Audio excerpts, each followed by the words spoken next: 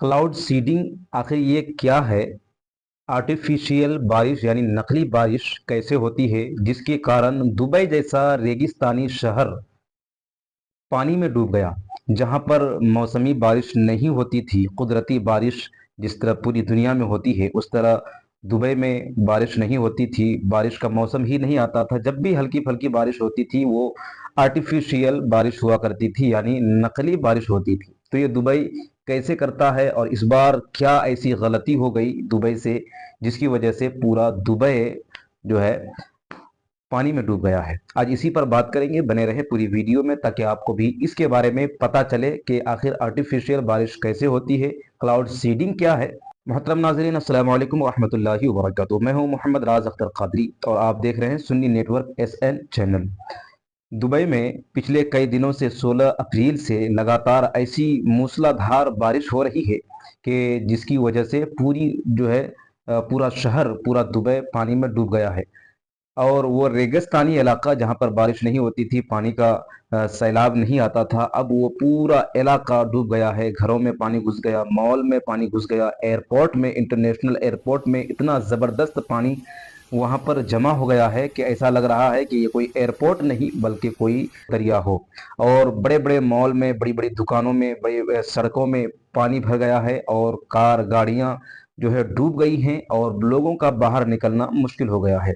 और दुबई ही नहीं बल्कि यूएई के कई इलाके में जो है बहुत ज़बरदस्त बारिश हुई है जिसकी वजह से बहुत ही ज़्यादा नुकसान हुआ है। ये दुबई की उस गलती की वजह से है जिस गलती को दुबई बार बार दोहराता रहा, यानी आर्टिफिशियल रेन, यानी नकली बारिश के ज़रिए से। आपको पता होगा कि दुबई में बारिश नहीं होती थी और वहाँ पर बारिश का मौसम नहीं आता था। कभी कभी थोड़ी बहुत बारिश हो जाती थी और अक्सर वहाँ पर नकली बारिश हुआ करती थी। नकली बारिश कैसे होती है? आर्टिफिशियल रेन, यानी जिस तरह जापान, चीन वगैरह भी इसका इस्तेमाल करते हैं और दुबई जैसे शहर में 2002 से इसका इस्तेमाल हो रहा है।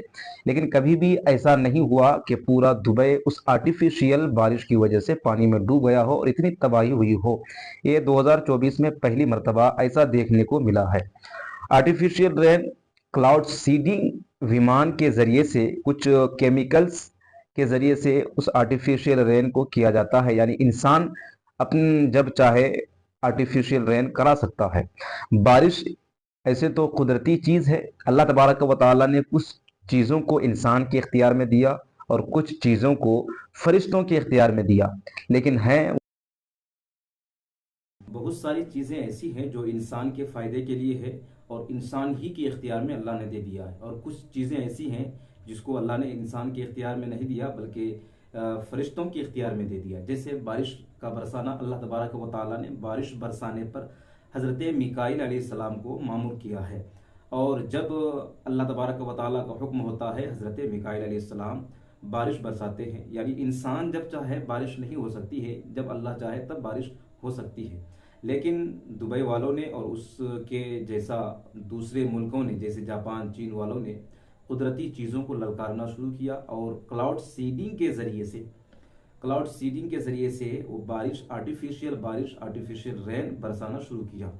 यूं तो दुबई वाले 2002 से इसका फ़ायदा ले रहे हैं, लेकिन कभी ऐसी गलती उनसे हुई नहीं जिसकी वजह से इतनी बड़ी तबाही आई। वजह यह भी हो सकती है कि बार बार कुदरती चीज़ों को जब कोई ललकारता है तो फिर तबाही उसका मुकद्दर बन जाती है। यही वजह है कि पिछले कई दिनों से, यानी 16 अप्रैल से जो है दुबई में इतनी ज़्यादा बारिश हुई। हालांकि वो मौसमी बारिश तो है नहीं और वहाँ का मौसम विभाग भी बता रहा है कि कोई मौसम बारिश का है नहीं। तो आर्टिफिशियल बारिश यानी क्लाउड सीडिंग ही के ज़रिए से जो बारिश बरसाई गई थी, दुबई वाले जो बरसा रहे थे क्लाउड सीडिंग के ज़रिए से, उससे कुछ गलती, टेक्निकल गलतियाँ हुई जिसकी वजह से इतनी ज़बरदस्त बारिश हुई है। आपको ये भी बता दूं कि ये आर्टिफिशियल बारिश जो होती है ये कुदरती बारिश से बहुत ही ज़्यादा तेज़ होती है और इसकी स्पीड भी बहुत ज़्यादा हुआ करती है। यही वजह है कि इतनी ज़्यादा तेज़ बारिश वहाँ पर हो रही है और इंसान जब जब कुदरती चीज़ों को ललकारता है उस तबाही उसके लिए मुकर्रर हो जाया करती है। जैसे बहुत सारे मुल्कों में रोबोट लोगों ने तैयार किया, इंसान की तरह दिखने वाला, इंसान की तरह हरकत करने वाला रोबोट। यूं तो अल्लाह तबारक व ताला की मर्ज़ी से इंसान पैदा होता है और फिर वो मर जाता है। और अल्लाह तबारक व तआला ने इंसान के अंदर ऐसी ऐसी चीज़ें रखी हैं जो जो है दूसरा इंसान उस तरह का कोई बना नहीं सकता। लेकिन दुबई में भी और उसके अलावा कई मुल्कों में, लेकिन दुबई की बात कर रहा हूँ, तो दुबई में भी रोबोट तैयार हो गया है। और जब ये चीज़ें यानी रोबोट जो एक इंसान की तरह, जो इंसान कुदरती चीज़ है, अल्लाह की तख्लीक है, तो इंसान ने जब कुदरती चीज़ों को इसमें भी ललकारा तो उसमें भी नुकसान हुआ। जैसे कि बहुत सारी खबरों में आपने सुना होगा कि रोबोट के ज़रिए से बहुत लोगों की जान चली गई। तो जब जब इंसान कोई कुदरती चीज़ों को ललकारता है, कुदरत को ललकारता है, तो फिर उसको नुकसान देखने को मिलता है। और इसके अलावा बहुत सारी वजूहात हैं जिसकी बुनियाद पर इतनी ज़्यादा तबाही बर्बादी वहाँ पर हुई। जैसे कि आप वीडियोज़ में देख सकते हैं कि एयरपोर्ट में इतनी ज़्यादा तबाही हुई, इतना पानी भर गया है, ऐसा लगता है कोई दरिया हो। मॉल में, बड़े बड़े मॉल में, दुकानों में, और जो है यानी पूरे शहर में बहुत ही ज़्यादा पानी है, घुटने तक, कमर तक, कहीं कमर तक, कहीं घुटने तक। तो अल्लाह तबारक व ताला ने जिन चीज़ों का इख्तियार इंसान को नहीं दिया है, इंसान को उस चीज़ को अपने हाथ में कंट्रोल करने की कोशिश नहीं करना चाहिए, इसलिए कि वो चीज़ अल्लाह की इख्तियार में है।